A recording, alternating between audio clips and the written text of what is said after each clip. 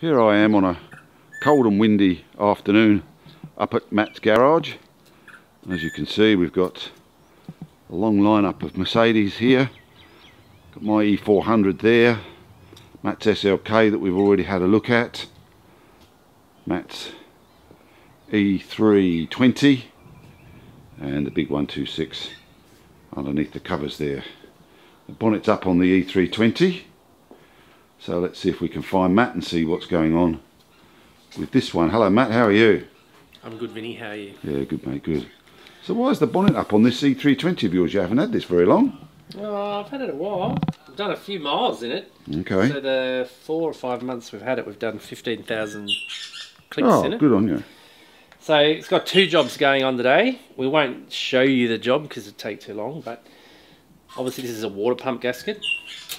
So these these V6 engines, they're often people complain about it being a bit whiny and squealy. So there's two causes for that. The oil pumps in them are actually quite noisy, and if you use the wrong grade oil, that noise is a lot worse. But for fault finding, you remove your ancillary belt that would normally be there. Start your engine, let it run for 30 seconds because obviously you don't have a water pump without the belt on. And if you're lucky like me, the noise disappears instantly. So straight away, you know it's one of these ancillary items. So it's an alternator, water pump, power steering pump, excuse me, air conditioning compressor. Right. The air conditioning compressors are known to be noisy in them. In this car I isolated it down to the water pump. When I took the old one out, when you played with the impeller, it sounded like that lovely grinding sound you get at the dentist as they're drilling that filling out for the 10th time. I'm like, oh yeah, no, that's definitely that. The car had the original water pump in it, so I guess at 17 years old and nearly 200,000 K, you could probably say that's pretty fair wear and tear. Yeah, indeed. Another thing that makes a bit of a whirring, whining noise in them is this pump at the top. Now this blows air in when it's cold so that you don't have a rich mixture going out the exhaust. As these get older, they get louder. A lot of people race out and get a new one and replace it. I'm kind of, if you can live with it, just live with it, because it's only when you start it cold it runs for 30 seconds up to 2 minutes and then it cuts out. So okay, that's it. But what I couldn't live without in winter was this little device.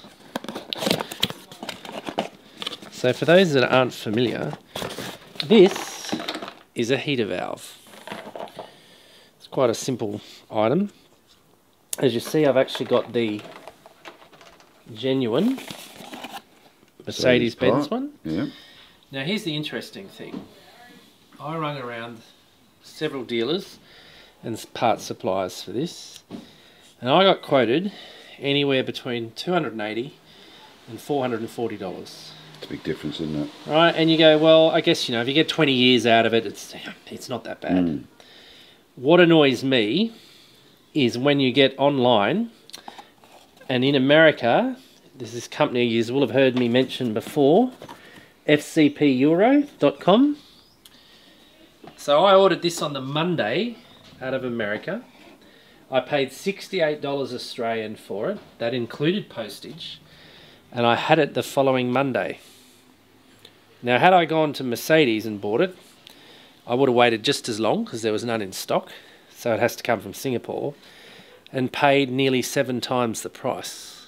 So this is a Mercedes-Benz part? This is the genuine. It's not a knockoff. It's their genuine. There it is there. That's the part number. But they're producing these and using them en masse in America, aren't they?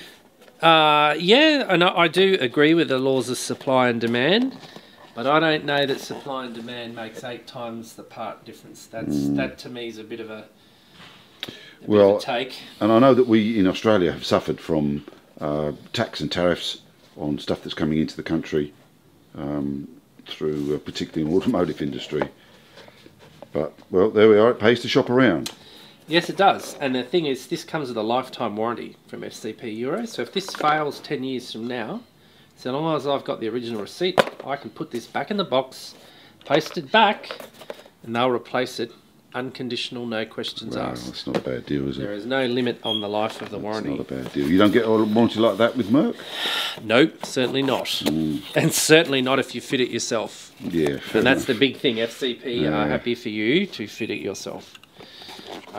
So where does this little heater valve sit? So in the left-hand drive models, when you pull off your windscreen cowl and your window wiper, it sits right here, right? Oh, lovely. Nice and easy to get to. Great.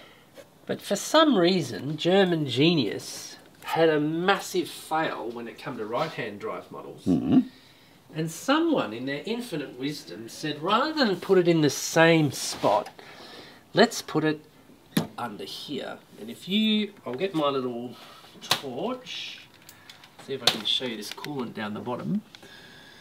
See the coolant down in there? Hold on a sec. You can see a broken plastic, bit of black plastic. Oh, yes.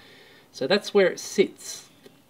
Well, that's all right. Just And you take say to this yourself, white- oh, just take take this that out. off. Yeah, easy. Anyone that knows anything about 211s, Series 1 models, will know that this is part of the SPC brake system. And this is the only thing on the car that me wouldn't touch. It's one of those things that doesn't give any trouble till someone touches it. All right. And it's got software and all that stuff, and it really is. It is a Mercedes or Euro expert touch kind of thing. So you have to get it out without pulling that out. And as you can see, that lovely collection of hoses there sticking up in the air. After 90 minutes of colourful language yesterday, Matt still hasn't managed to get it out. So Matt's left it for a day, thinking that sometimes it's best just to walk away and come back the next day. Well, can't you get it from underneath? You can get your hand in there, but you have to twist it around and upside down to get it out. Now when you look down there and it's fitted, you go, I'll just disconnect those hoses and it'll come out easy, which it would. But you can't get anything in there to disconnect the hoses, despite the fact that it actually really has quite a genius design that no doubt, if you're pulling it out on a left-hand drive model, you would say these Germans are really smart, because simply all that happens is these spread and your hose clicks in and that's it. It is such a good design. It is brilliant. No hose clamps, nothing. Doesn't leak. It's perfect. Clamp and clip and away So we go. how you can be so smart with this and so dumb with where you put it is very un-German to me. Dear. But I will... Was this during their Chrysler amalgamation time, perhaps? yes it is. Oh, Look, these there we cars copped a bit of a bad rap when they first come out, because there were niggling electrical issues with them. But as I say, this one's like 17 years old. It's closing in on 200,000. And honestly, to drive it, it's almost like a brand new car. So ones that have been well maintained, like this one have, they're a ridiculous amount of car for the money. You can't get any better value under $10,000. Everything works on this car, like literally everything except the heater. So signs of that heater valve going, there's two extreme signs. The first one is, you can be in summer and you've got the air conditioning on and you're like, just doesn't really feel that cold. That's because the heater valve's open and the heater, the valve, is sending hot water through the heater core into the dashboard. So despite the fact that you have the aircon on, the heater is also on. So that's the first sign something's wrong. Or you get to winter, like I did with this car, and you go to defrost the windscreen and it's -3 outside, and you're watching the engine temperature gauge says it's at 90 and you're getting nothing but cold. It's like, no, it has to come out. So I rang the local dealer to get a quote for this job.